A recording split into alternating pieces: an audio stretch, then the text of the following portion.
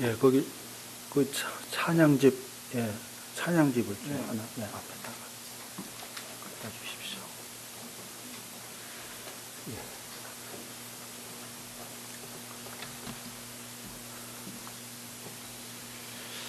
예. 제가 인생을 살아오면서 이렇게 저렇게 관찰하고 경험하고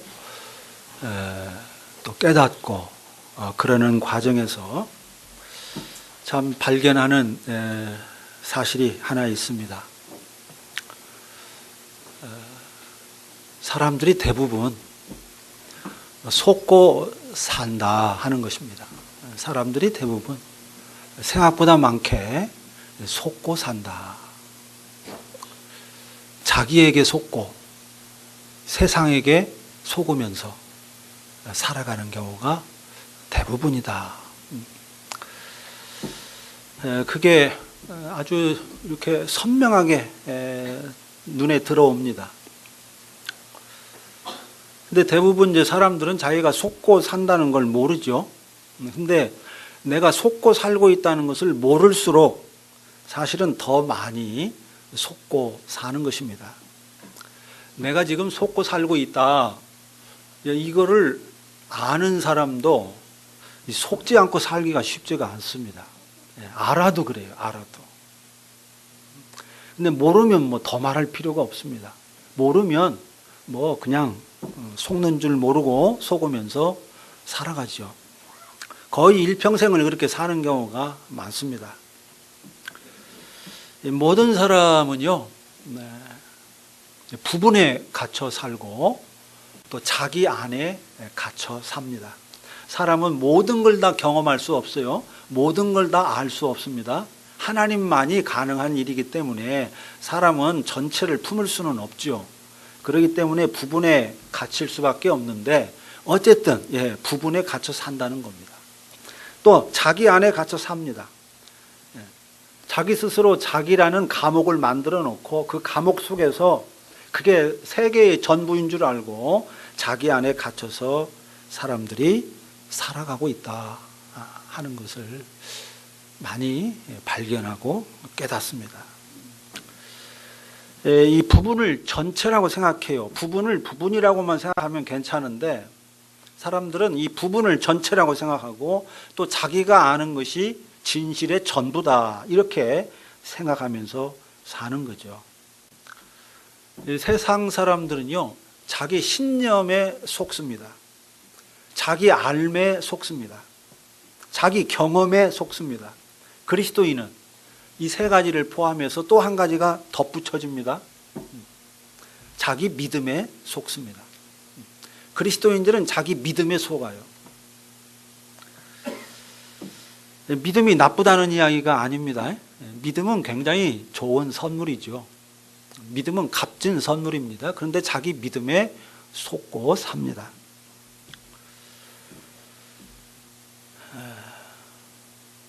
이 자기 믿음에 속는다는 것이 무슨 말인가 잘 이해가 안 될 수 있습니다. 근데 설명해도 그게 이렇게 썩 다 쉽게 다가오지는 않을 수 있어요. 어쨌든 의외로 많은 그리스도인들이 자기 믿음에 속는다 하는 겁니다. 그래서 하나님, 예수님, 이 성령님께서 하시는 일은 뭐냐? 진실을 제대로 보게 하는 거죠.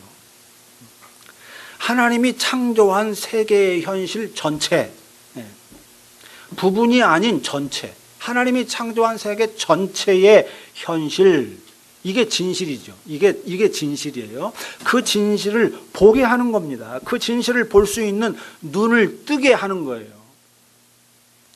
이게 하나님이 하시는 일입니다. 왜? 눈을 하나님이 창조한 세계 전체의 진실을 볼 수 있는 눈을 뜨게 해야만 속지 않고 살 수 있으니까. 더 이상 속지 않게 하려고 우리를 부르시는 것이죠. 바로 이것이, 이 눈을 뜨게 하는 것, 이것이 구원의 출발입니다. 진실을 볼 수 있는 눈을 열어주는 것, 진실을 볼 수 있게 해주는 것, 이게 구원의 출발이에요. 더 이상 죽음살이의 종노릇 하지 않고 거짓에 속지 않고 세상에게 속지 않고 자기에게 속지 않게 하기 위해서, 생명살이의 주체로 살게 하기 위해서 우리를 구원하시는 것이고, 생명살이의 주체로 살게 하는 것이 곧 구원입니다. 구원이에요. 그래서 제가 설교를 통해서 목표하는 것도 바로 이것입니다. 여러분의 지친 마음을 위로하고 달래주는 게 제 설교의 목표가 아닙니다. 이 세상을 살아갈 수 있는, 지혜롭게 살아갈 수 있도록 용기와 지혜를 북돋아주는 것, 그것이 제가 설교하는 목표가 아닙니다. 매우 불편하고 또 아프지만 이 진실을 볼 수 있도록 돕는 것입니다. 눈을 뜨도록 돕는 것. 그래서 더 이상 자기에게 속지 않게 하고 세상에게 속지 않게 하는 것, 이것이 제가 설교하는 목표예요. 생명살이의 주체로 여러분이 한 사람 한 사람이 살아갈 수 있도록 하는 것, 그것이 설교의 목표고 설교의 이유입니다.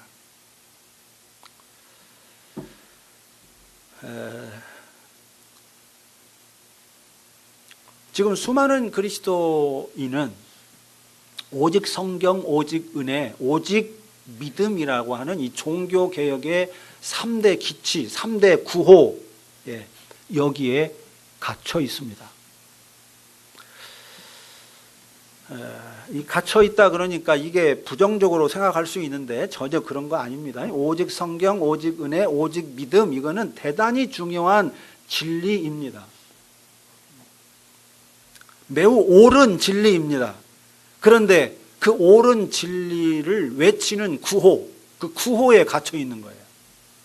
루터가 높이 지켜든 이 세 가지 기치, 이것만 되뇌면은 진리를 제대로 붙잡고 있는 거다. 진리를 제대로 붙잡고 있는 거다.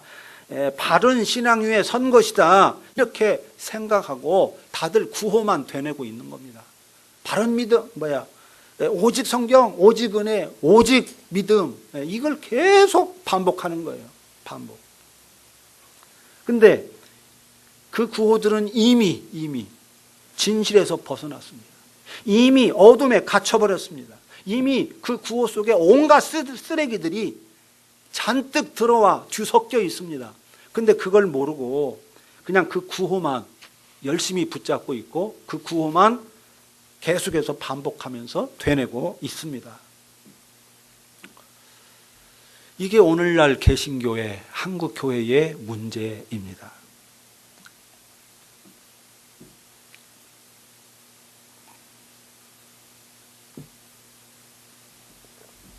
이 본래 빛이 밝으면 밝을수록 여러분 그림자가 어떻습니까? 그림자가 더 짙지요. 그림자가 더 어둡습니다. 빛이 밝을수록 그림자가 어두워요. 종교개혁의 빛도 그렇습니다. 종교개혁의 이 빛, 루터가 깨달은 하나님의 은혜로 깨달은 오직 성경, 오직 은혜, 오직 믿음, 이 진리는 너무 밝은 진리였습니다. 밝은 진리입니다. 근데 루터가 외친 그 종교개혁의 빛이 너무 밝았기 때문에 역설적으로 500년이 지난 지금 개신교회의 그림자가 너무나도 어두운 것입니다.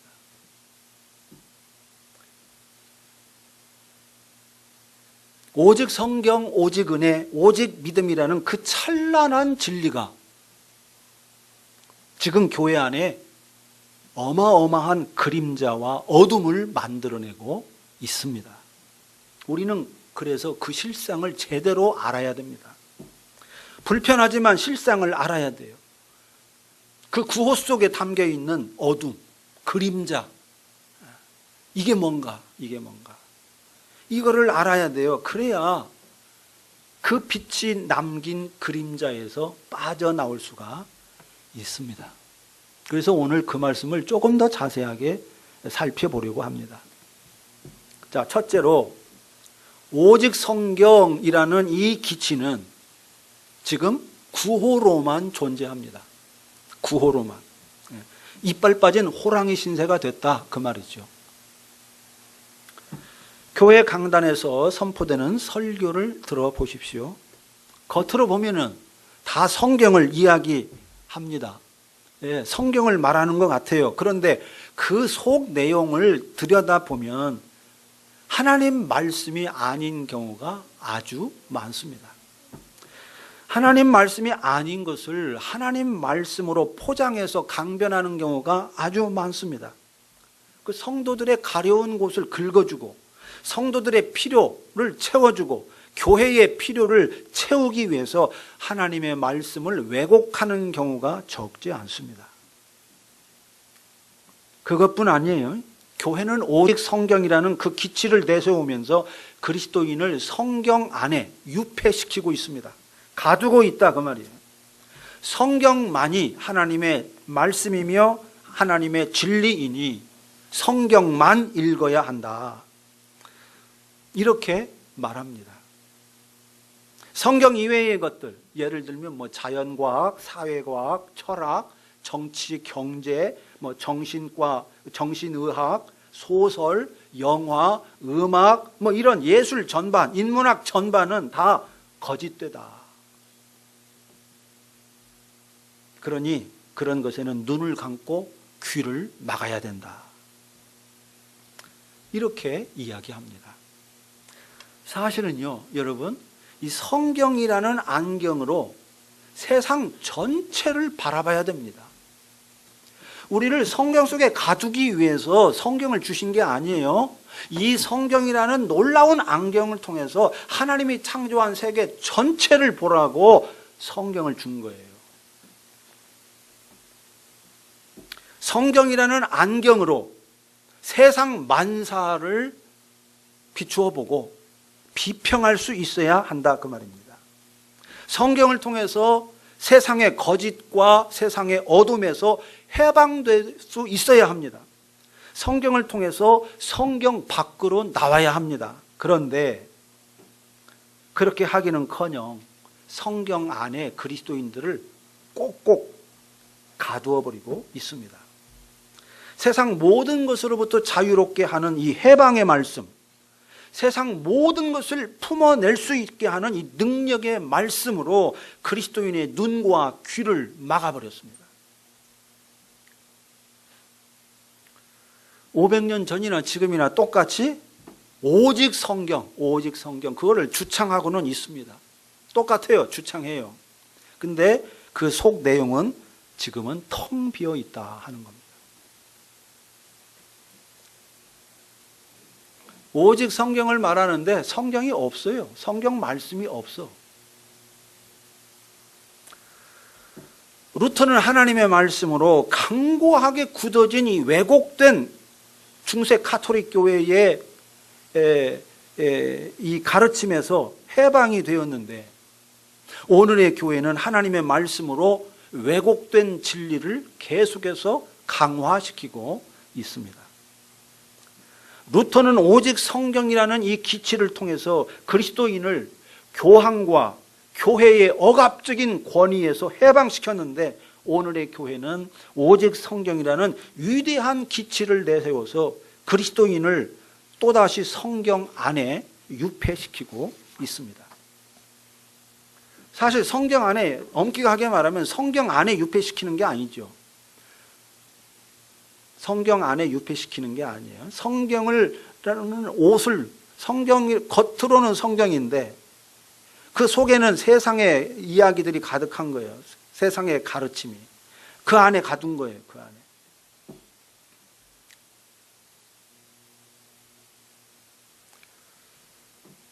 두 번째로, 오직 은혜의 진리가 우리의 신앙에서 행위를 분리시키고 있습니다. 또 죄악을 용납하는 구실로 작동하고 있습니다. 인간의 주체성과 책임성을 증발시키는 데 일조하고 있습니다. 세 가지로 작동해요. 오직 은혜의 진리가 신앙과 행위를 분리시키고 죄악을 용납하고 인간의 주체성과 책임성을 증발시켜버리는 이런 것으로 지금 작동하고 있다 하는 겁니다. 자, 교회 안을 들여다 보십시오. 구원은 오직 은혜로 받는 것이니 행위는 필요치 않다. 행위는 구원과 아무런 상관이 없다. 이런 주장이 난무합니다. 죄는 은혜로 해결됐다. 그러니 더 이상 죄를 거론해서는 안 된다. 어떤 죄악이라도 용서하고 덮어주는 것이 은혜다. 이런 주장이 난무합니다. 세상 만사를 하나님이 다스리신다. 모든 일은 하나님의 섭리다. 틀린 말 아니죠? 맞습니다. 그런데 그 말로 인간의 주체성과 책임성을 증발시키고 있습니다.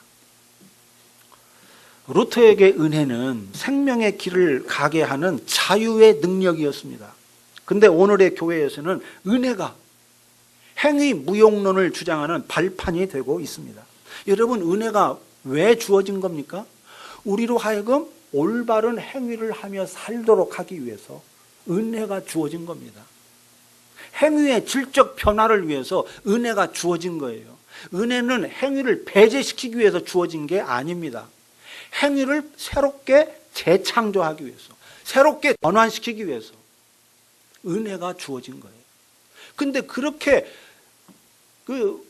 옛사람의 행위를 벗고 새 사람의 행위를 하라고 은혜가 주어졌는데 그 은혜로 행위를 배제시키고 있다 하는 것입니다.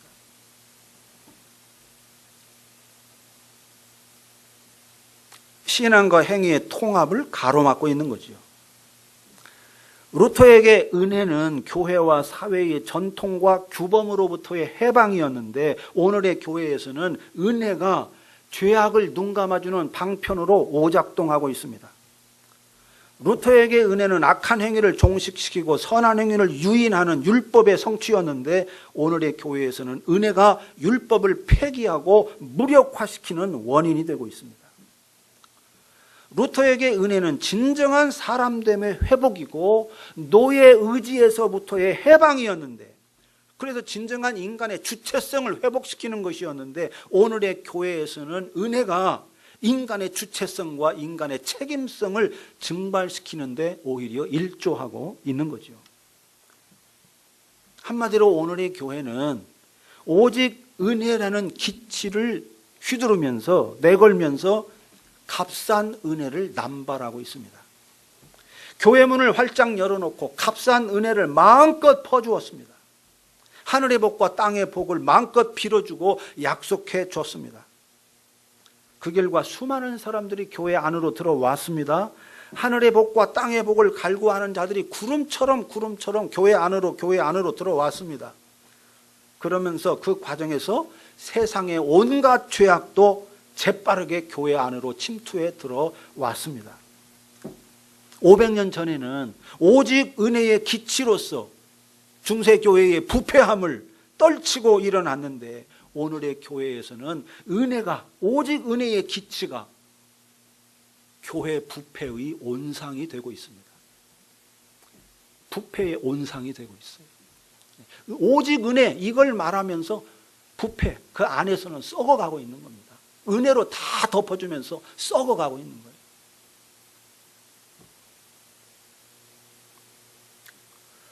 (500년) 전에는 오직 은혜의 기치로서 복음의 본질과 교회의 정체성을 회복시켰습니다. 그런데 오늘의 교회는 오직 은혜의 기치로서 복음의 본질과 교회의 정체성을 훼손시키고 있습니다.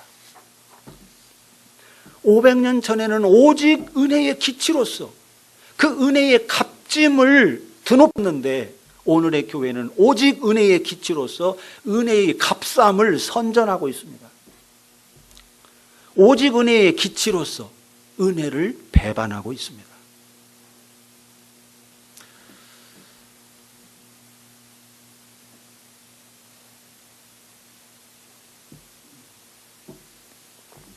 말은 오직 은혜를 말합니다. 말이 틀린 건 아니에요. 오직 은혜 맞아요. 근데 오직 은혜로서 은혜의 본질을 배반해요. 이게 인간이 하는 일입니다. 인간은 항상 진리를 가지고 엉뚱한 짓을 합니다. 이게 인간의 어리석음이에요. 인간의 죄성입니다. 진리를 가지고 엉뚱한 짓을 하는 것, 이게 인간.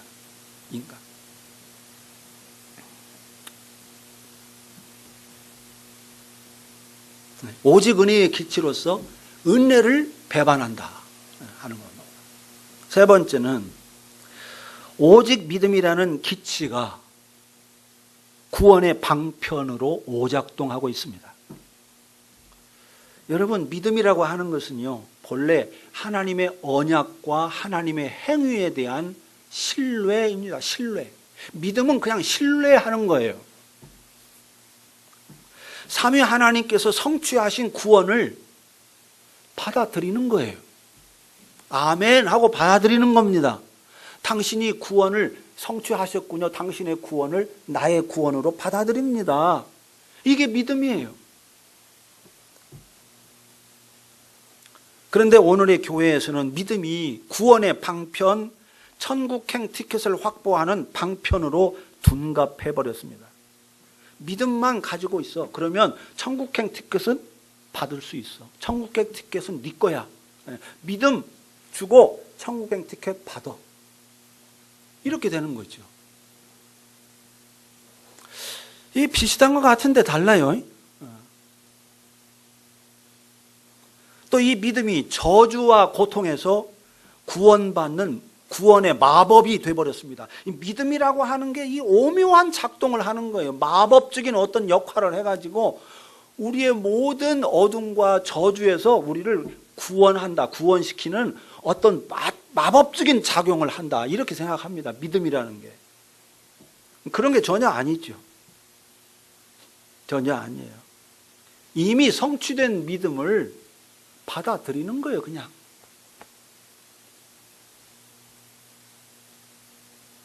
근데 엉뚱하게 구원의 방편으로, 구원의 마법으로 이 믿음을 작동시키고 있습니다. 그런데 그런 믿음은 여러분 타락한 인간의 욕망일 뿐이지 믿음이 아닙니다.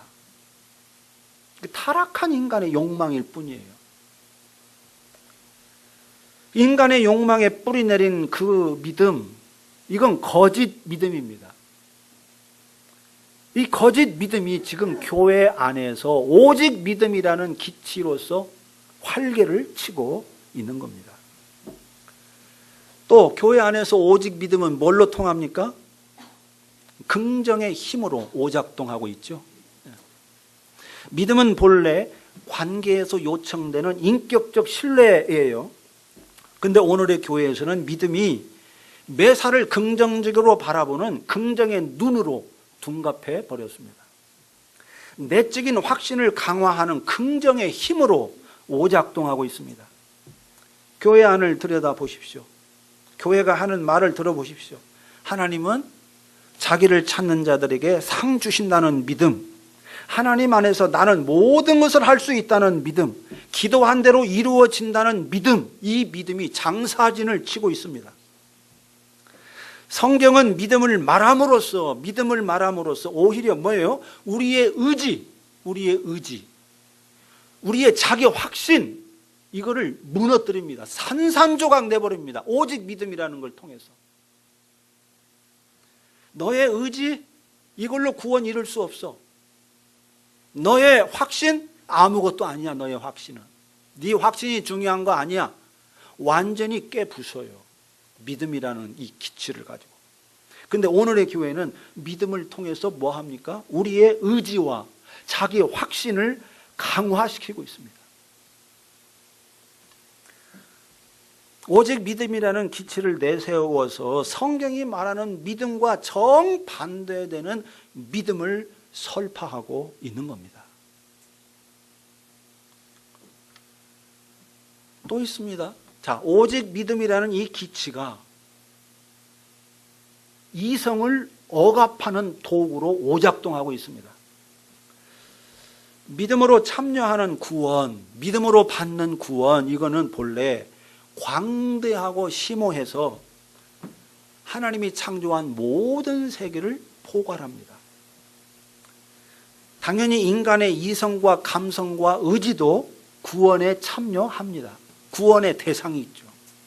특히 이성이 깨어나는 것, 세계 안에 갇혀버린 유폐된 이성, 자기 안에 갇힌 이성, 어둠 속에 잠자던 그 이성을 깨어나게 하는 것, 여러분, 이게 구원의 중심이고 실제입니다.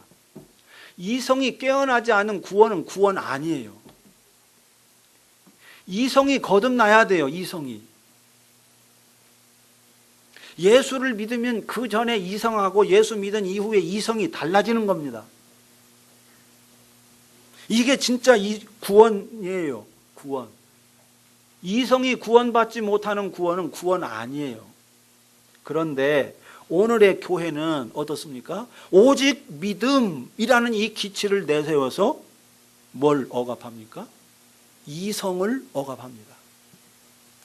잠자는 이성을 깨우기는커녕 일체의 의문을 갖지 못하게 억압하죠. 의문을 갖고 묻는 것, 질문하는 것, 의문을 품는 것, 그거는 다 사탄의 짓이다. 이렇게 폄하하면서 의문을 품는 것을 금기시합니다.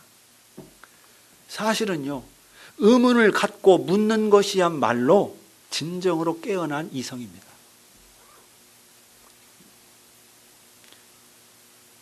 진정으로 구원받은 이성의 참 모습입니다. 잠자던 이성은 묻지 않아요. 깨어난 이성은 묻습니다. 깨어난 이성은 물어요. 의문을 품습니다. 정말 그런가? 왜 그런가? 끊임없이 묻습니다. 그런데 교회는 묻지도 말고 따지지도 말고 무조건 믿어라, 이렇게 윽박지릅니다. 오직 믿음이라는 기치를 내세우면서. 그러다 보니 여러분, 아주 묘한 일이 벌어집니다. 아주 똑똑하던 사람이 교회 안에만 들어오면 이상하게 바보가 됩니다. 생각하지 않는 바보, 묻지 않는 바보, 이성을 정지시키는 바보, 믿는 것 외에는 아무것도 할 수 없는 바보, 믿는 것 외에는 아무것도 해서는 안 되는 바보가 되는 겁니다.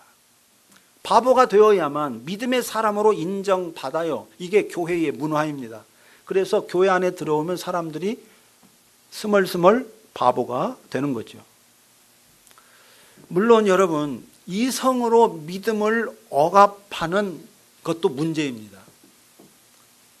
깨어난 이성, 물은 계속 묻고 질문하고 그러면서 발견하고 이해의 지평이 넓어지는 게 이제 깨어난 이성인데, 그 이성이 왕노릇 해가지고 믿음을 억압하기도 합니다. 억압하기도 해요. 이 폐해도 적지 않습니다. 세상의 상식과 이성의 잣대로 신앙의 세계를 판단하는 오류를 많이 범합니다. 세상의 상식과 정의의 잣대로 부패한 교회를 개혁하겠다고 나서는 그런 자들이 교회 안에 꽤 있습니다. 그런 걸로 인해서 아주 몸살을 앓는 교회들도 적지가 않아요. 그러나 이 무지로 인한 폐해,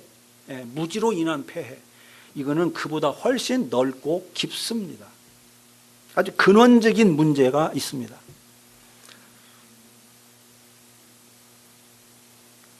사실 믿음은요, 자기 확신이 아닙니다. 믿음은 신념이 아닙니다.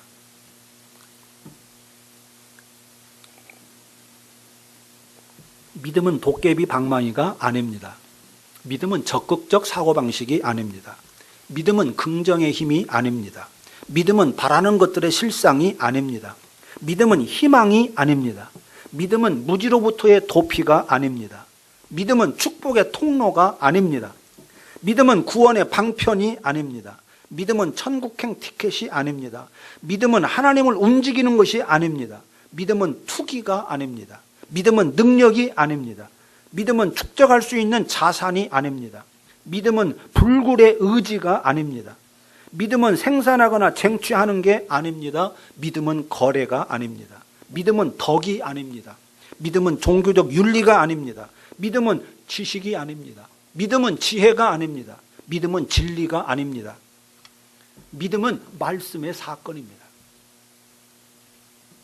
믿음은 말씀이, 하나님의 말씀이 내 안에서 육화되는 제2의 성육신 사건입니다.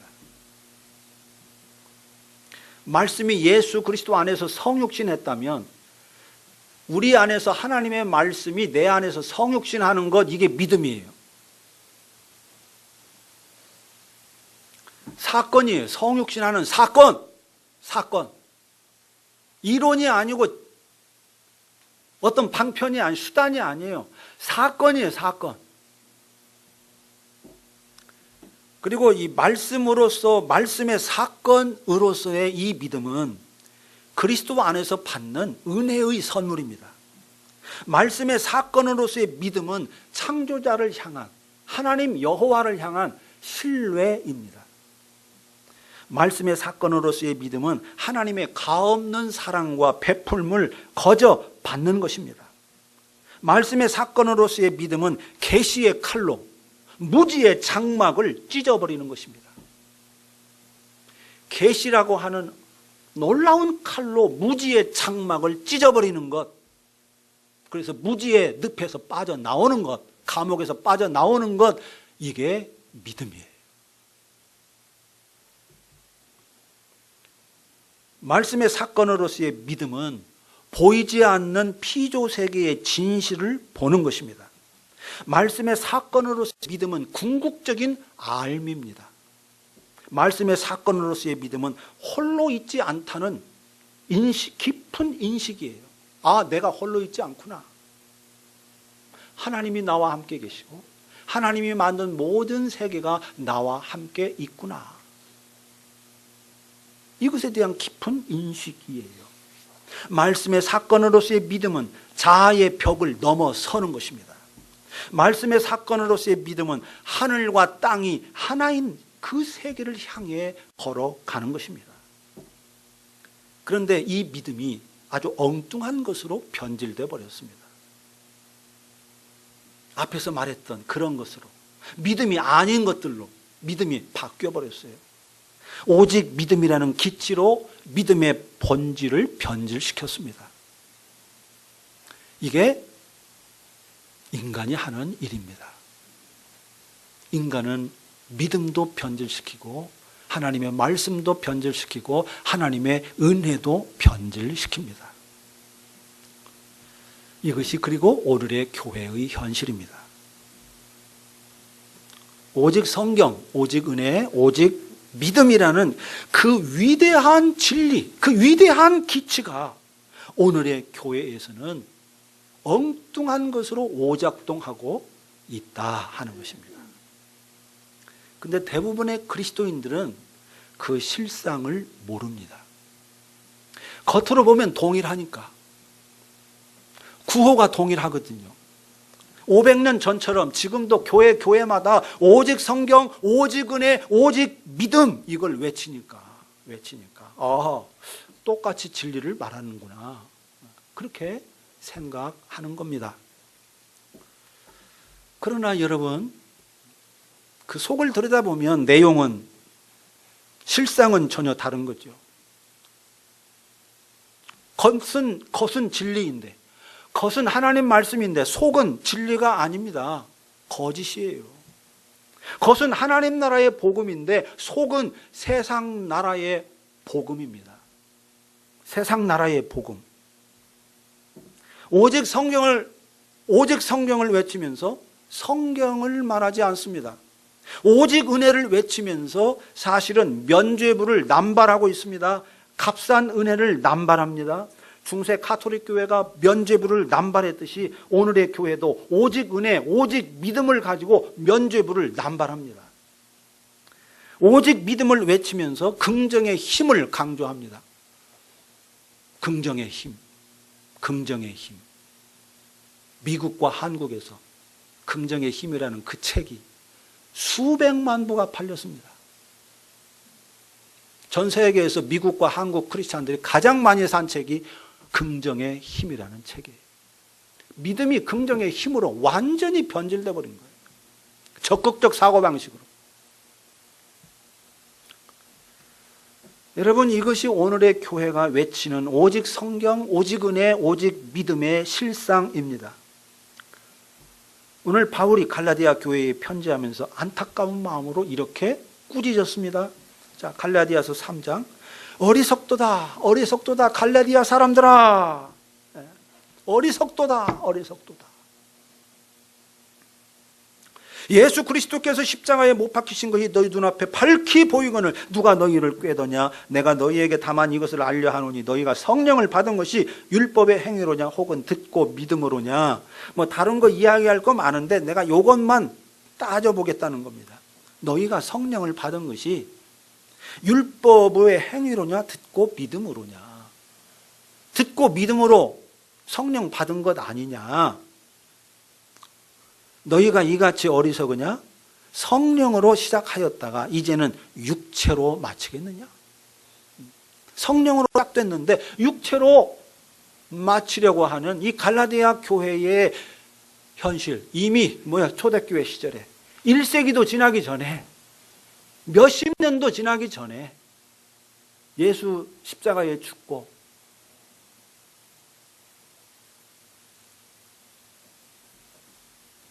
불과 20-30년밖에 지나지 않은 그때 이미 갈라디아 교회 성도들은 성령으로 시작된 일을 육체로 마치려는 그런 현상들이 이미 초대교회 안에 일어난 겁니다. 바울은 복음을 전한 사람으로서, 성령의 복음, 하나님 나라의 복음을 전한 사람으로서 너무나 가슴이 아팠습니다. 어쩌면 너희가 이렇게도 어리석을 수 있단 말이냐?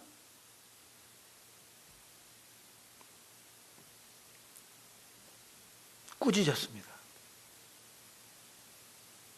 오늘의 교회가 꼭 그렇습니다. 성령으로 시작된 한국 교회가 이제 100년이 조금 넘었습니다만은 지금 상황에서 한국 교회가 육으로, 성령으로 시작했다 육으로 마침표를 찍게 될 그런 상황에 처해 있습니다. 진리의 빛은 어디로 갔는지 묘연하고 진리의 그 밝은 빛이 남긴 그림자만 교회 안에 길게 드리우고 있습니다. 여러분, 더 이상 빛이 남긴 그림자에 속지 마십시오. 그림자를 빛이라고 착각하지 마시기 바랍니다. 똑같이 오직 성경, 오직 은혜, 오직 믿음을 말한다고 해서 루터가 말한 그 진리를 말하고 있는 것이라고 생각하지 마시기 바랍니다. 착각하지 마세요. 어서 속히 빛이 남긴 그림자에서 빠져 나오시기 바랍니다. 거짓입니다. 오류입니다. 왜곡된 것입니다. 이 거짓, 이 오류, 이 왜곡에서 빠져나오시기 바랍니다. 그래야 참된 말씀의 세계, 성경의 세계, 참된 은혜의 세계, 참된 믿음의 세계로 들어갈 수가 있습니다.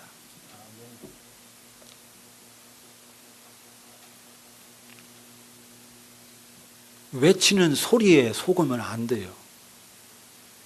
그 소리 속에 어떤 내용이 들어있는가, 그거를 분별할 수 있어야 합니다. 그래야 진정한 생명살이의 길로 나아갈 수가 있습니다. 거짓에서 해방될 수가 있습니다. 그거는 물론 쉽지 않습니다. 우리가 거짓에서, 거짓에 속고 살고 나에 속고 살고 세상에 속고 사는 이 속고 사는 거에서 여러분 빠져나온다는 건 결코 쉬운 일이 아닙니다. 특히 자기에게 속는 그 일에서 빠져나온다는 것은 불가능합니다. 그거는 성령으로만 가능해요. 죽었다 깨어나도 박사학위를 1000개, 10,000개를 받아도 자기 감옥에서 빠져나올 수가 없어요. 진리의 영이신 성령으로만 자기라는 이 감옥에서 빠져나올 수가 있습니다. 자기에게 속는 곳에서 해방될 수 있습니다.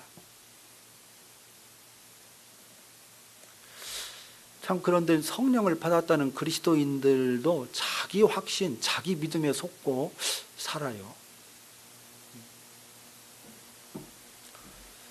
간단치 않습니다. 공부해야 돼요.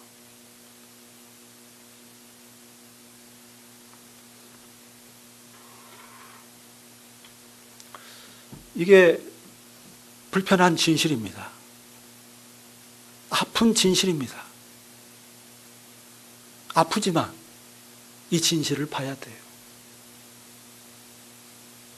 그래야 우리 안에 상처가, 그 어둠이 치유가 됩니다. 치유가 돼요. 사실 우리의 걸음은, 우리가 구원을 산다, 생명살이를 한다는 것은 우리 안에 이 세상에서 자기에게 속고 세상에게 속아 살았던 그 상처를 치유하는 과정이에요. 치유하는 과정. 왜? 우리 모두는 그렇게 속고 살아올 수밖에 없었으니까.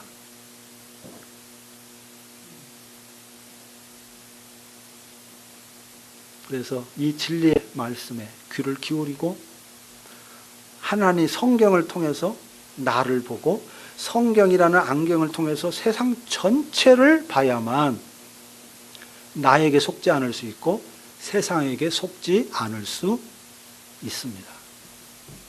기도합시다.